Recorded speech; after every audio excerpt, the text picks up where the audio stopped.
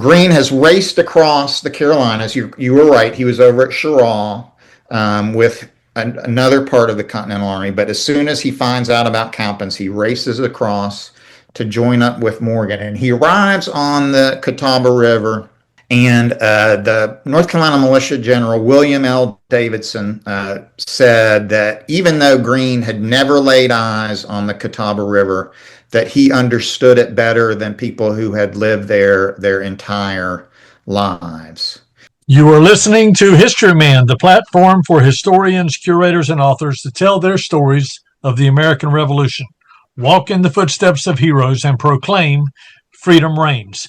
On today's episode, we have Dr. Andrew Waters, writer, editor, and conservationalist, and he's the author of several Rev War books, including The Quaker and the Gamecock, Thomas Sumter and the War for the Soul of the South, and the book that we're talking about today, To the End of the World, Nathaniel Greene, Charles Cornwallis, and the Race to the River Dan. So welcome, Dr. Waters. Pleasure to be here today. Thank you. The Race to the River Dan. Now, you've talked about the Gamecock, Thomas Sumter, and you've talked about Francis Marion.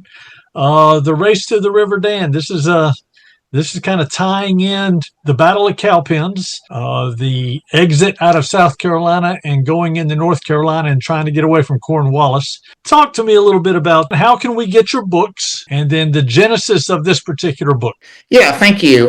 So number one, all of my books are available on Amazon, pretty much any major online platform, or you can ask your local bookstore to order it for you. They probably aren't going to have it in stock, but they certainly have access to it through their ordering system. So, I mean, I always want to try to support the local bookstores, but you can also get them online as well. Very good. Now, as far as the Race to the Dan, I kind of first was exposed to this part of American Revolution history after I had moved to Spartanburg in 2013 to take a job at the Land Trust there, and I started getting very interested in all of the American Revolution history that had gone on in the upstate, which was something I really hadn't been exposed to before I actually moved to South Carolina. And one of the things that I did was I checked the book called The Road to Guilford Courthouse by John Buchanan out of the Spartanburg Public Library. And I read that book, and that book really has had a huge impact on my life. It kind of helped me kind of put together some ideas about different book ideas that I could try to write myself. And, you know, I've been fairly successful in doing that. I've written 3 books now. And Buchanan really was the original inspiration for that. And one of the things that Buchanan writes about in The Road to Guilford Courthouse is this period of the war called the Race to the Dan. And typically when you hear about the Race to the Dan, kind of maybe in like a Ken Burns documentary or something like that, it's really focused on the first 2 weeks of February 1781 when Greene is retreating from Guilford Courthouse in North Carolina up to across the Dan River with Cornwallis and the British Army really in close pursuit. But from the perspective of living in Spartanburg, I kind of saw the way to expand the story to include what happened at the Battle of Cowpens and how the Battle of Cowpens was really the launching point for the Race to the Dan. It really put into motion all of these subsequent events that created the circumstances that led to the Race to the Dan. So when I read Buchanan, I kind of had this vision for this book about the Race to the Dan that included the Battle of Cowpens. And what happens at the Battle of Cowpens is that Morgan is able to take, I forget how many British prisoners, around 800, I think. And Cornwallis is really relying on those soldiers for this planned invasion of North Carolina that he's been working on for quite a while now. And this is all part of the British strategy to try to regain control of the South, to try to force the Americans into some kind of resolution for the American War. So Cornwallis has pretty successfully taken South Carolina. Now he's getting ready to move into North Carolina, but Morgan really upends all of these plans at Cowpens, and Cornwallis really becomes desperate to get these prisoners back. So the book is really following this chain of events as Cornwallis kind of sets off after Morgan. And then eventually Greene is kind of comes back into the picture, and he reunites with Morgan and tries to get the American army out of harm's way during January and February of 1781. And I think we can certainly argue that had Cornwallis been able to come up behind on Greene during this retreat, that in all likelihood Greene would have either A, been forced to surrender, or B, would have been defeated by Cornwallis, who had a pretty big superiority in manpower at this point. So, we can argue that if Cornwallis had won the race to the Dan, then you and I might be sitting in a British province today instead of America. A bit of a stretch, but we can argue that. So that's one reason why the race to the Dan, to me, is one of the most exciting periods of the American Revolution, but also because it's a very dramatic, kind of tension-filled period. Greene is able to pull off a series of escapes at the rivers of the Carolinas. And we'll get into that in just a minute about why he's able to do that. I would imagine there's several phases to this. Certainly, Nathaniel Greene was, I believe, over towards Camp Providence or Sherall, somewhere over there on the eastern side of the Catawba River.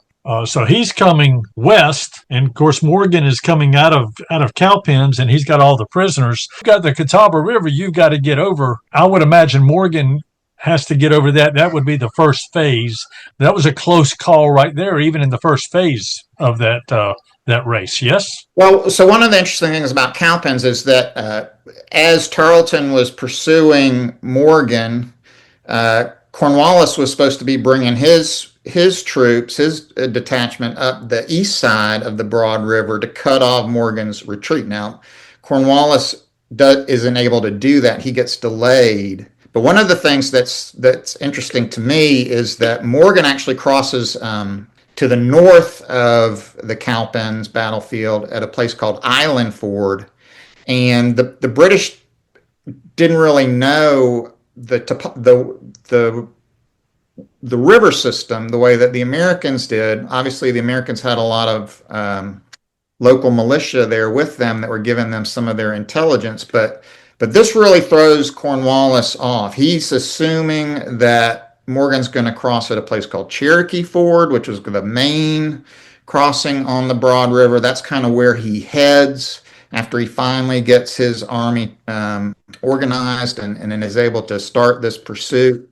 So Morgan's kind of superior understanding of the river and the surrounding countryside is really what helps him kind of achieve his escape from Cowpens after he's able to defeat Tarleton. Who was with Morgan at the time when he's trying to get to Nathaniel Greene? Yeah, well, Morgan, obviously, Cowpens was a combined militia and Continental Army victory. He had militia from North Carolina, South Carolina, Georgia. They were all there, playing an important role in the victory at Cowpens. But a lot of those militia kind of filter off back to their homes after the battle. So Morgan is really now kind of down to his Continental troops, which is mostly his Maryland and Delaware infantry. He's got William Washington is his cavalry commander, who's got about 80 Continental cavalry dragoons. And then he does have a few militia with him. Andrew Pickens, of course, great South Carolina militia leader, who also played an important role at the Battle of Cowpens, does stay with Morgan for this retreat. And it's actually Pickens, along with some Virginia Continentals who are guarding that prisoner train up to Salem, North Carolina, while Morgan is taking a more southerly route, trying to kind of shield those prisoners from Cornwallis's pursuit. So Not a lot of militia activity in this part of the race to the end, except for notably the participation of Andrew Pickens and some of the South Carolina militia are playing a big role during this first part of the retreat. In modern, I guess, nomenclature or the modern way of looking at tactics, they talk a lot about center of gravity. And I do think it's interesting from that standpoint that Morgan understood that the prisoners were going to be a center of gravity of this particular uh, battle that might be happening, or that Cornwallis was coming after him because of that, and that he shielded those prisoners on a more northern route between him and Cornwallis. So, what happened when they got to the Catawba? Yeah, so one of the things that really fascinated me about this story when I first read it in Buchanan, I think it really kind of drew me in, was the fact that even before Greene gets down to take command of what they called the Southern Department of the Continental Army, the troops that were in the South, he had sent three survey teams to survey some of the rivers in North and South Carolina. He had sent a team to survey the Catawba River.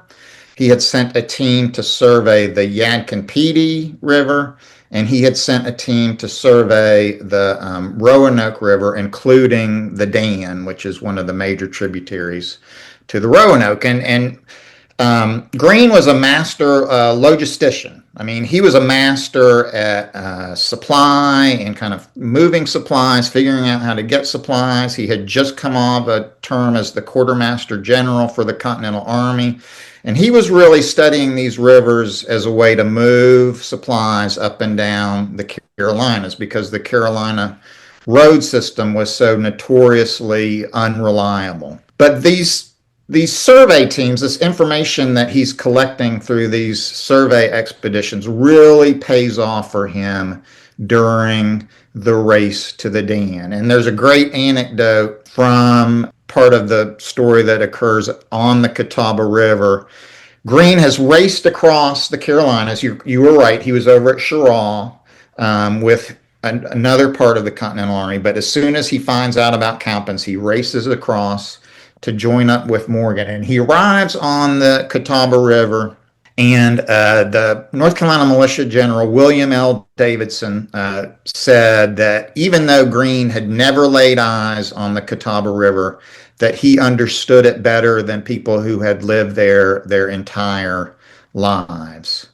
And Greene is really able to capitalize on this understanding of the way that the Catawba River functions kind of in heavy rains. That's one of the pieces of information he was collecting. You know, how long after heavy rain does the river rise to a point where it can't be forded? And then how long does it take for the river to go back down to the point where it can be forded?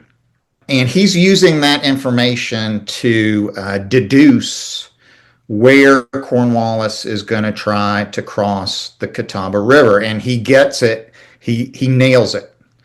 He figures out exactly where Cornwallis is going to try to cross at a place called Cowan's Ford. And he sets up his militia there at Cowan's Ford, not so much to fight the British Army, but to try to delay the British Army as much as possible. And meanwhile, he sends the troops that were under Morgan over towards the Yadkin River, which is kind of the next barrier that the Continentals are going to have to get across. But just as he predicts, Cornwallis gets to the Catawba River. It's been raining throughout this period, but Cornwallis decides to try to cross the army at Cowan's Ford. And there's a battle there called the Battle of Cowan's Ford, which we don't hear a lot about today. And I think a big reason for that is that Cowan's Ford is actually submerged under Lake Norman now. So there's no battle site for the Battle of Cowan's Ford. But the American militia does kind of fight with the British. They are able to inflict some casualties on the British as they're trying to cross the river. And this delaying action does give the Americans some extra time that they need to get over to the Yadkin River, where they're also going to have to prepare to cross. The Americans lost a pretty substantial general in at Cowpens Ford, though, right? That's right. The Militia General William L. Davidson, who was also a Continental officer. He had been a Continental officer earlier in the war. Knew Greene and Morgan from that service. He was someone that they could put their trust and faith in because they knew of him as a Continental officer. But Davidson is the one who's really leading this militia resistance at the Battle of Cowpens Ford. And sadly, kind of for his legacy, he is shot and killed in this battle. So Davidson dies at the Battle of Cowpens Ford. Of course, he is perhaps best known today as the namesake of Davidson College, north of Charlotte. The college itself is located on land that the Davidson family donated to the college on the conditions that they honor their famous ancestor. So, yeah, one of the kind of great North Carolina militia generals of the American Revolution. His career was really kind of cut short at the Battle of Cowpens Ford, and we don't really hear too much about William L. Davidson today. What happened to his soldiers or his militia group right after the Cowpens Ford? Yes, so after Cornwallis gets across the Catawba River, I think this is a very interesting period in the American Revolution because the British Army was really pretty reluctant to kind of implement total warfare on kind of the American countryside. Usually, when the British Army was marching through, a patriot area, they were able to pretty much keep the army in check. But in this period, after they get across the Catawba River, Cornwallis's discipline breaks down a little bit, and you see a lot of looting, a lot of terror. The army is kind of spread out across the countryside. Cornwallis is having trouble kind of maintaining them in columns or formation. And the countryside is really in disruption. There's some great descriptions that we have of kind of all of the settlers in this part of central North Carolina really fleeing the pursuit of the British Army. And a lot of that militia is dispersing, going back to their homes to try to make sure that their families are being protected by the British Army. So this is really kind of suppressing the militia activity during this part of the race to the Dan as the Continentals are marching towards the Yadkin River and trying to get across the Yadkin. So there were other little skirmishes. Didn't Tarleton get across and kind of follow up the Cowpens Ford and make it to Terrence Tavern and have like a big charge into some remnants of Davidson's army? That's right. A lot of Davidson's men had collected at a place called Terrence Tavern.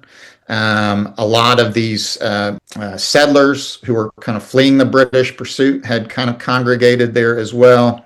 Of course, Tarleton and his mounted dragoons show up there and attack this congregation of militia and families and really terrorize the people who are there at Terrence's Tavern. And this is also kind of really disrupting the militia organization in central North Carolina. So our listeners sometimes don't have real understanding of the topography of what we're talking about. Cowpens is actually in the almost the northern center part of the state, I guess, up around Spartanburg. They're moving northeastward.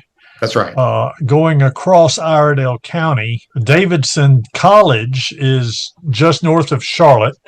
So that's going to be right around where that Cowpens Ford is. And then Terrence's Tavern is just north of there on the road to Salisbury. Yes?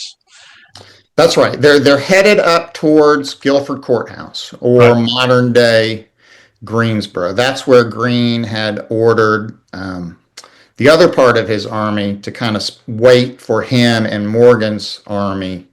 Um, he had ordered them to wait there at Guilford Courthouse. Okay. And Greene is really, he's a chess player. He's always thinking 2 or 3 steps ahead, and he's even at the Catawba River.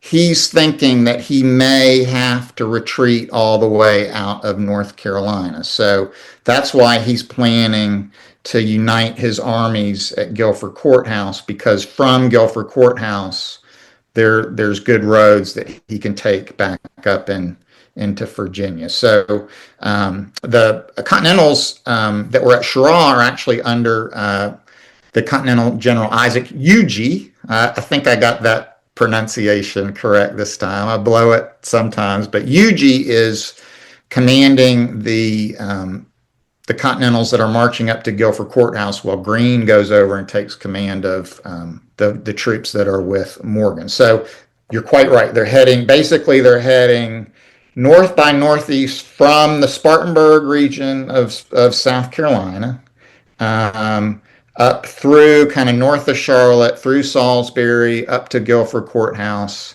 and then up to South Boston, Virginia, in a modern framework.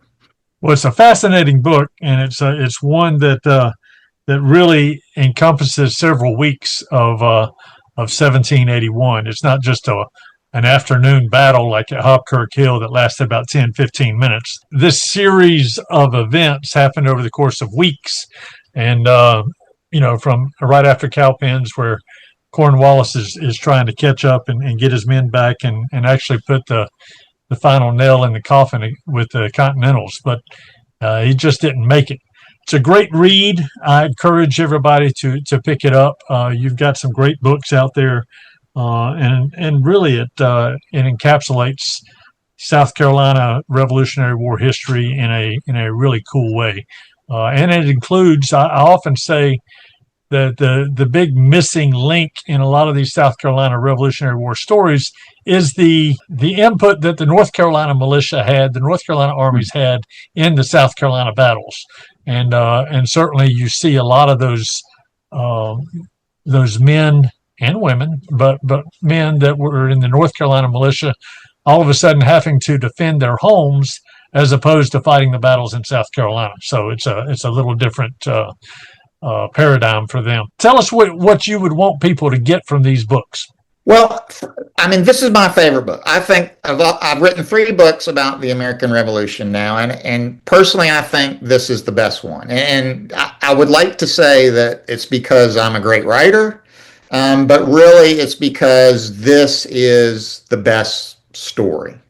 If you think of kind of like your classic narrative structure, your classic 3-act narrative structure, this really fits the bill. We've got kind of an exciting beginning, a dramatic middle act, second act, and then a very satisfying resolution when Greene is able to really outfox Cornwallis and escape across the Dan River. So, maybe, if you've got somebody who's like, oh, another American Revolution history, give me a break. How can you stand to read another one? Maybe give them this book, because I think this book is good history, but it's also a great story. So we've reached a point in time in our episode where we ask all our guests the same question: what does freedom mean to you, Dr. Waters? Yeah, and a very interesting question. And one of the things that I have kind of gained through my interest in the American Revolution and in this period of history is a bit of an insight into the mindset of the colonial American, the colonial mindset. And this was really a period when citizens, mostly men, but also women, were really kind of bought into this idea of virtue, that if you're going to be a productive part of society, you had an obligation to be a constructive part of that society. And we see this in the American Revolution, where these men like John Rutledge, Richard Caswell, Thomas Sumter, Francis Marion, certainly, these were men that played a variety of civic and military roles. They were leaders in the militia, they were leaders in the army, but they were also leaders in their local government. They were leaders in their local communities. And to be kind of a gentleman or someone of status in the 18th century meant that you had to play an active role in your community. You had a responsibility to give back to your community. And this idea of virtue really went hand in hand with the idea of liberty or freedom. If you wanted kind of the rights to live and own your property and kind of be free, not be subject to the arbitrary rule of some kind of king who's supposedly been endowed with powers by some divine right, then you had to step up and you had to take the place of the king. You had to be a part of your government. You had to be a part of your community and your society and play an active role. And I think we've really lost that perspective, that virtue and freedom go hand in hand, that freedom is not an absolute right, that it comes with the responsibility to take part in your community, to take part in your governance, to help other people, and to try to understand their perspective. So, that is, when you ask me that questions, that's what I'd like listeners to come away with, this idea of virtue and how the 18th century citizen kind of looked at the idea of freedom as one that also comes with responsibility. Very good. Dr. Waters, I heard you speak at the Sumter County Museum. How can people reach you, and then how can they get your book? Yeah, so I do have a little website. It's nothing great, but it's got my contact information there. It's at andrewwaters.net.